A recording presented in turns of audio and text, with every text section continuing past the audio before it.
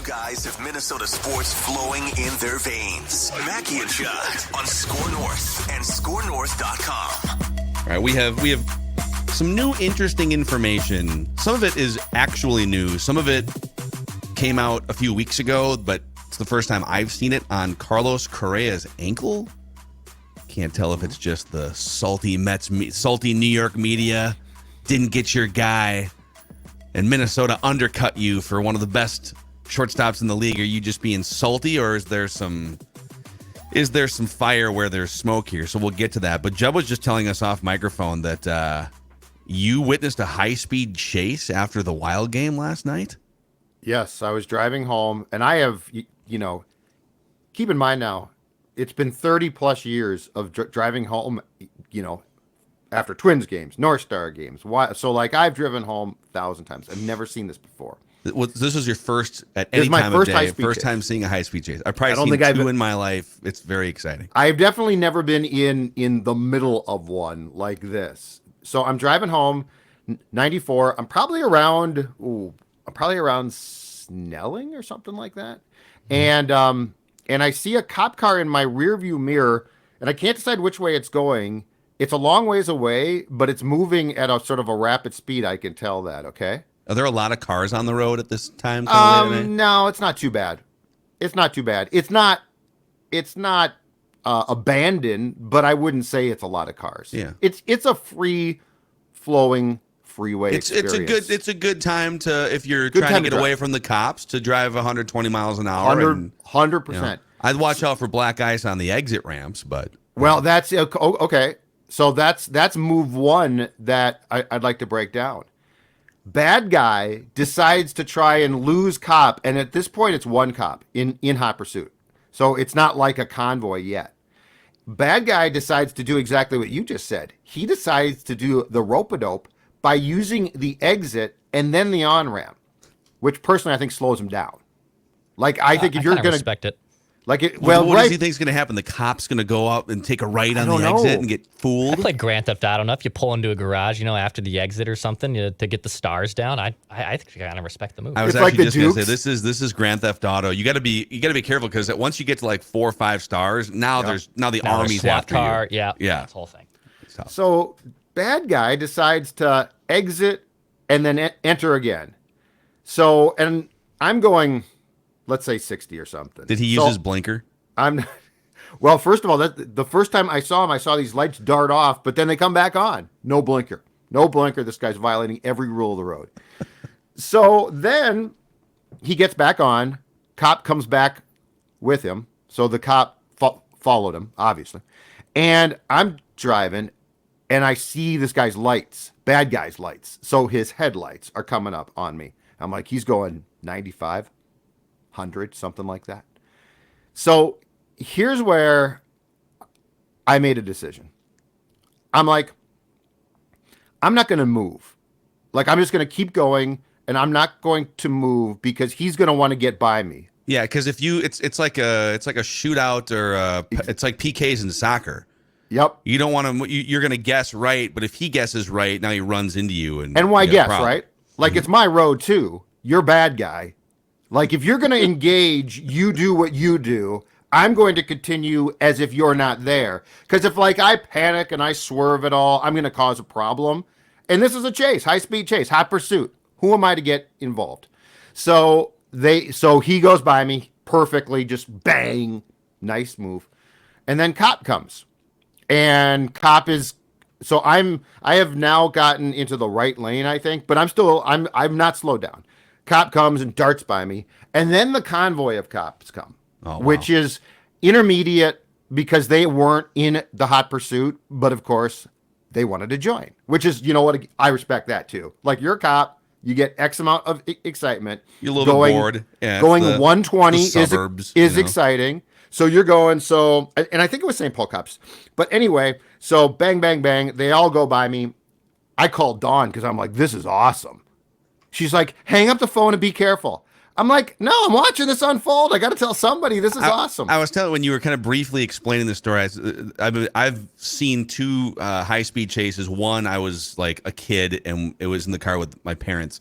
But the other one, I was thinking, because I could see it coming from Yeah. behind me. This is what I thought. I was in the middle lane, and I could see it coming up from the left that there was cop cars chasing someone, and I thought for a brief moment, what if I could play the hero here? What if I, like, as he's coming up, what if I just, like, twitched my car a little left to make him have to, like, swerve?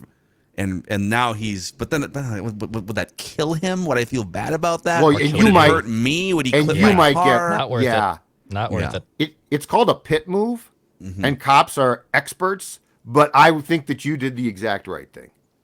Because, I mean, it would be cool to be like, oh my God, Phil, save the day. But then, like, if you get a scratch, you're like, that wasn't worth it. So I think that you did the exact right thing. Okay. But anyway, so these cars all bang, bang, bang. I called Dawn. I'm like, this is awesome. This chase is really cool. She's like, hang up the phone. Be careful. I'm like, that's fine.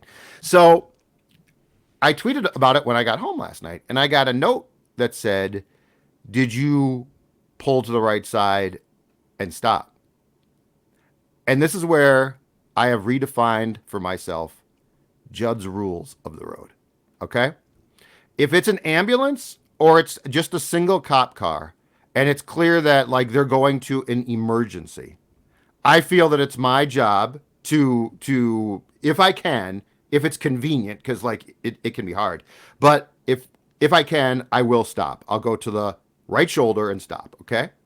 But this is a high-speed chase, and it's coming in waves. And as far as I'm concerned, it's its own thing.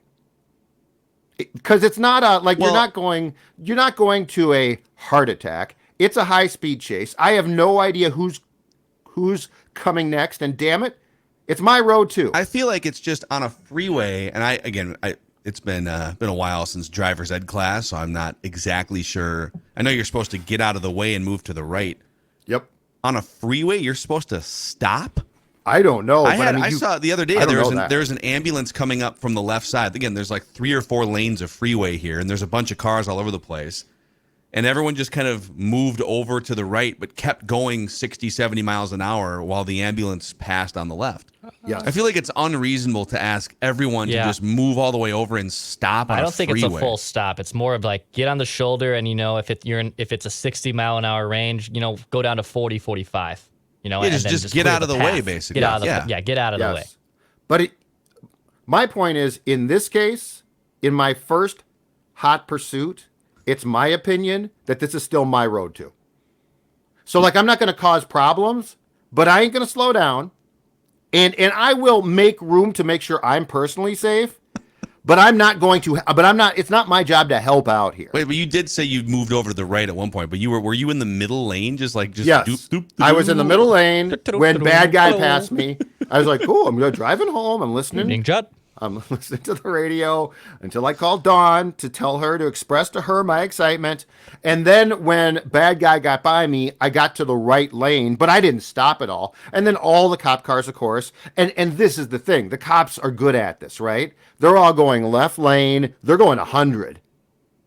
But my point is, I felt very differently about this than I would about an emergency vehicle that is obviously going somewhere. Like this pursuit, I don't know, it could have gone on forever. Like, am I supposed to, like, help out here and like slow down a lot? I feel the road is still yours. I think you've found a way, and I get it. You're excited about your first experience in a high-speed chase. You're kind of making it about you a little too much. Yeah, you are. But it was. Get out of the way. And high-speed chases happen all the time. Let Hot the pursuits cavalcade happen. of police I was vehicles involved. go by. But I did. You were not involved. But I was involved. I was in the middle of it. No, you were just there. You were. Yeah, I was there, but I was the guy in the bank when it gets robbed. I'm involved. Do you have any advice for Judd the next time he's in a high-speed chase situation, or if he's ever in a bank that's getting robbed? Actually, you know what? If you've ever been in a bank that's being robbed, or if you have a high-speed chase story, email us through the SKOR North app, the feedback tab, and we can read it on Feedback Friday. The bank thing, don't look up. Just get down. Do you guys ever don't think look up. about whether you're in a bank, and I don't know, how often do you really even need to go into a bank in 2023? Or like you're on a plane or some other situation. Do you guys ever think about, okay, if this happens, here's what I'm going to do? I've thought about it on a plane before, for sure. That I'm not gonna I don't know if I'm gonna intervene necessarily, but I've thought about it. I think it was Al Franken who says he carries a baseball in his carry-on because he always thought he could be good if you could at least whack him with a baseball from a distance. I don't really know if I trust Al Franken throwing a What? 4-seam heater down 8 rows of people, but I've thought about that. No, I've 100% thought about it on a plane. In a bank, no, that's never crossed my mind. A bank did for sure, because in my day, we always went to banks. But keep your head down. Do not do the Point Break thing. Point Break was on AMC last night. Cover me. At the same time, apparently, that you were coming home from this chase. I was watching. Keanu Reeves, highlight of the man's career. Do not give me John Wick. I like John Wick, but Point Break. Wow, that was amazing. All right, let's dive in here for a few minutes. Carlos Correa making his 2023 spring training debut today down in Florida. Home game? I think it's a home game at Hammond Stadium. Not 100% sure, but he's making his debut today. Take your word for it. Let's start with there's 3 interesting pieces of information that have come out over the last few weeks that we haven't touched on yet on this show. Haven't seen a lot of chatter about these things just in and around Twinsville. But let's start with this Trevor Plouffe clip. Trevor Plouffe, by the way, in case you aren't an avid podcast listener beyond Mackie and Judd, clearly, he actually hosts one of the most popular baseball podcasts in America for John Boy Media. So, Dex, you play this clip. We'll start here. One thing we have to talk about, I've been talking to some people. The Twins fired their head athletic trainer at the end of last year in October. And there was a lot of injuries last year, but there was, from what I've heard, like some rift between Carlos and the head athletic trainer. They weren't seeing eye to eye about some stuff. I think Carlos was even kind of doing his own type of rehab and getting himself ready with his own people. That guy's gone. New staff is in. Hopefully that makes a difference for the Twins. But I thought that was interesting when I heard that there was a little bit of a rift there between the trainer and Correa, and now that guy's no longer here. That's interesting. Nice find, Declan. Nice work, Dex. When was that episode of Talking Baseball? I think it said January 11th, so about 7 weeks ago. There was another thing from, I think, January 13th from the Michael Kay show on ESPN New York, where, and I'm going to sum this one up, just paraphrasing. He basically said Mets doctors felt like Carlos Correa had maybe 3 to 4 years tops before the ankle gives way. And when the ankle does give way, it's not going to be, oh, he's on the injured list. It'll be he can't play baseball anymore. That it's just a ticking time bomb, apparently. And I saw, that. So Judd, you found that clip. I had not seen that clip before. It circulated around social media yesterday. A lot of, I think, Twins fans were saying, well, this is just, who are his sources, right? This is just salty New York media because the Twins wound up with Carlos Correa. I didn't get that sense. I mean, Michael Kay's a Yankees guy. He has no reason to. If it was a Yankees thing, I could see, this is propaganda. But this is just him saying, here's what I've heard about Carlos Correa, that the Mets had a bunch of people look at the medicals, and their consensus opinion was, well, a 15-year deal is out of the question, a 10-year deal is out of the question, and quite frankly, a 6-year deal is risky because we think he has 3 to 4 years tops before the ankle gives out. And then yesterday and I was actually watching the spring training game on ESPN for a while. I didn't see this exact quote, but other people floated it on Twitter from Tim Kirkjian, MLB insider. And again, yesterday he said the Mets ran Correa's medicals by 8 different doctors. 8 different doctors, and came to and by the way, the Giants, they bowed out here. So kind of hearing some of this stuff, and the Plouffe thing is kind of a different deal, but obviously Correa didn't see eye to eye with the in-house training staff last year, whatever that's worth. Yep. And you've got, at least on the Mets side of reporting, saying we had a bunch of qualified people say, ain't no way we're taking that risk. What do you think of all this? Knowing we already knew it was a risk, but now that some of this reporting is coming out over the last few weeks, how does it land with you regarding Carlos Correa? The report of 8 different doctors to me probably is the headline, because that is not, Kirkjian's a long time, completely unbiased reporter. So that to me, there's meat on that bone, and it sort of substantiates what I've thought, which is Steve Cohen, who owns the Mets, doesn't care about money. Like Steve Cohen wasn't looking for if we think that the Giants were like, what did we just do? His ankle ain't great, and how can we pay him? Steve Cohen is the polar opposite of that. He is dying to exceed the luxury tax. He's proud of it. It's called the Steve Cohen tax. And so it just reminds me again that while I don't object to the contract that the Twins signed, that thinking that this is just going to be sunshine for 5 or 6 years, that this is going to be great, is probably not a realistic thought. I don't think 8 doctors are wrong, okay? Yeah. And I believe that. I believe that number. And so I guess the most important thing it says to me, beyond the Twins' past problems with medicals and physicals, is this. Your window is ticking and it is short. Because, I mean, if doctors had legitimately said, and Phil, you're exactly right, Michael Kay, if anything, is going to bash the Mets. He's a Yankees guy. He has no reason. So what it says to me is this is probably about a 3-year, you better hurry up. Like, if you're going to capitalize, you don't have much time here. And that's the most important thing because, and I feel that that's not being painted accurately in this town yet. Just to think, oh, it's going to be 6 years. Yeah, it's going to be great. We don't know that. And clearly there are questions now, and they're being raised by people who have legitimate reporting reasons to raise those questions.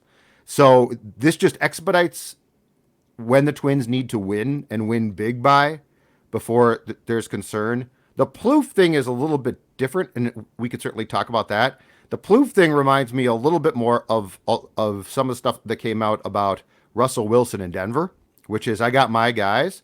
But I'll go back to what I said. Scott Boras wasn't kidding. Carlos Correa has a voice, a very powerful one with this team. But given the parameters of how quickly the Twins must win, maybe that's a good thing. One of the things I find the most interesting here is ever since the Scott Boras basically ran that press conference ripping doctors and saying, they're looking at something from 10 years ago and they're trying to extrapolate and it's all ridiculous and they're trying to make these decisions looking at, an image of an MRI or whatever it is. And there was some reporting. I know The Athletic ran a piece that said, hey, the Twins are aware that there's some risk, but basically like they had him all year last year and they didn't see any issues or anything. Of course, like the guy that was head of the training crew got fired. So I'd wonder and there's trainers and then there's doctors, right? There's surgeons. There's different levels of people that could have an opinion on the short and long term risk here. But it just kind of feels like, there's a lot of unknown about his ankle. And I'm sure Carlos Correa and Scott Boras want it that way because they want to make a bunch of money. And right now, there's not a problem. I don't really, this is where I'm at with this thing. The Twins are in a position as a franchise where they clearly feel the need to take risks on medicals. They feel pressure to win, and they should. What are we going into year 6 of this front office? They still haven't won a playoff game since 2004. And so, they're in terms of acquiring talent, they're on the pitching side of things. I get the risk on some level why you would trade for a Chris Paddock or a Tyler Mahle because you're not going to outbid teams in free agency for the best starting pitchers. They haven't developed any top-end starting pitchers in the last 5 or 6 years. So they say, well, I guess if we, Chris Paddock will take a gamble. Oops, Tommy John surgery, but at least he's under team control. Mahle had some shoulder things. Whoops. Hopefully he's okay for 2023. They couldn't outbid ultimately at the beginning the Giants or the Mets for Carlos Correa. They jumped in when the medicals got too risky. They're taking these risks because they feel pressure to win. And I'm actually, based on the current state of the franchise in the last 2 years, I empathize and understand. And I'm actually okay with it. If you were to tell me Michael Kay is 100% correct, the people with the Mets are 100% correct, that ankle is a ticking time bomb after like 3 or 4 years, I would still say, well, that probably lines up with Byron Buxton's timeline for being a relatively healthy high-end player, right? Like the window to win is the next 2, 3, 4 years with Correa and with Buxton. And after that, you're probably heading into some sort of a reset, right? Yeah, I mean, that's their window. That's what they're banking on. And Correa has this 6-year deal that, could turn into a 10-year deal, and the vesting options before the 2029 season play a big factor here. So basically, can you get the similar version of Carlos Correa for the duration of this contract, right? Or even 4 to 5 years of this contract. That vesting option in 2029 and beyond doesn't kick in unless Carlos Correa plays in 575 plate appearances, basically wins an LCS at World Series or is top 5 in MVP, which actually would be kind of hilariously ironic if the Twins in 2028 had an injured Carlos Correa for 90% of the season, and then he wins ALCS MVP, and that kicks in a $25 million option for the next season. I think we'd all sign up for And that. we'd all- If and the we'd Twins all were be- playing in the ALCS and he was... But the other thing they're trying to do is they're trying to salvage a window here. You think back to the Bomba squad. We thought the 2019 Bomba squad, A, we thought that was a World Series contender, and they didn't win a playoff game. But B, we also thought it opened up like a 3 to 5 year window here because they had a young Miguel Sano, a young Byron Buxton, Max Kepler broke out, Jorge Polanco, Luis Ariz was just emerging in 2019. Eddie Rosario, Jose Barrios, they had all these dudes that were in their mid to low 20s, and that was supposed to be your nucleus for multiple division titles and a run. And now that most of that nucleus has eroded, is gone, or is underperforming, or is injured, it hasn't worked out that way. And so the Carlos Correa thing, in some ways, is a way to try and keep that window open and salvage what's been lost the last couple of years. So from that perspective, I'm also okay with it. It's a win now play with a bunch of risk. I'm sure the contract, Judd, is insured. That's probably what took so long on all fronts, right? How do you? Yeah, that's the question. Is what can you insure? This type of risk? If 8 doctors said, "I'm not," this is a bad idea. I'm curious about that. I think in case of emergency break glass plan, though, and I'd like to see this talked about more, but I think it has to be, let's assume that the ankle goes at some point within 3 to 4 years. And the years that we expected to move him to third base, he's now just done playing. Yeah. So let's say the clock is 3 years now, 4 years max. That's the expectation. My question becomes, how are you now going to go above and beyond Correa to maximize that? So it can't just be, well, our big investment was Carlos Correa. It has to be, okay, we're actually going to get even more help. Might be expensive, might drive the payroll up crazy for a year. I don't really care. But that's the question is, now that you are here, how do you get above and beyond that within the time frame that we're talking about? And again, let's assume it's 3 years. Mm-hmm. What takes you there? Do you go get a true ace pitcher at some point in time, which is going to be incredibly expensive, right? So these are the moves. My feeling right now is don't get cute. Don't get cute. Don't try and fudge this. Don't try and be and I'm hoping that Correa says, look, I got a bleeping time bomb in my leg. It is ticking. Here's what we're going to do. We're going to start with a new trainer. Yep. And Scott Boras is going to call you, Derek Falvey, every single day and tell you what to do. So I think the contract is still fine. I just think that we now, with all of these reports, if you put the puzzle together, we all now have a better idea of where things stand and what the expectation is. I think this helps us define things. Well, and the Twins, and I understand why they're not the most transparent when it comes to injuries and whatnot. If you don't have to be, but the Byron Buxton stuff, finally we found out, and I don't know if it was a slip of the tongue, but someone, maybe it was Rocco, used the word chronic at one point. Okay, he's got a chronic knee problem. All right. So that explains why he can never stay on the field and why just the most random things. He slid into second base and now his knee balloons and needs to get it drained. He's not 50. What's the problem? So at least we had a little more transparency on that front. There's just such a huge gap between what Kirkjian is saying and what Michael Kay is saying. And, the Mets think it's a 3 to 4 year ticking time bomb, and 8 different doctors looked at it and came to this consensus, and what the Mets are saying through media versus what the Twins side to this point has said, which is, we don't really know what all the concern's about. He was fine last year. Come on in here, right? Let's do a jersey ceremony. And again, I'm fine with the risk, but the gap in perception here between Mets and Twins and what's been reported is just fascinating to me, I guess. And it definitely changes the time to maximize things now. To me, what these reports do is they change the perceived time. I also think the thing that didn't get discussed enough, and I think the thing that started this whole thing, because, keep in mind, in Correa's defense, this is a break in a surgery from 2012, 2013. I mean, years and years ago, which he hasn't had a problem with until this. I think it was in Kansas City when he slid into second and he stayed down and he said he volunteered up, probably shouldn't have, but it was a good quote. I have a plate in my leg and it vibrated. I think that set off bells and whistles, because basically my guess and I'm not a doctor, but I play one a lot. My guess is when the plate in your leg vibrates, that's going to cause examinations that look at that plate, and there, but for the grace of God, if it doesn't vibrate and it moves or something, I'm guessing you got real problems. Because the one thing that the K report also said was one of the doctors essentially said in the ticking time bomb quote, he said that when this goes, he's going to need surgery, not to get back to playing baseball, but just to get his leg back. Yeah, dude, think about that, plates, man. I don't know a thing about plates in your leg, but I'm guessing they shouldn't vibrate. So, do some damage here in the next 2 or 3 years, Twins, and go win a playoff game for the first time in almost 2 decades. Hey, we're at least 2/3 of the show are golf nerds here. And with the Minnesota Golf Passport, this is kind of a cool deal here. 14 rounds of golf for $90 with the Minnesota Golf Passport. It's back and available at scorenorth.com.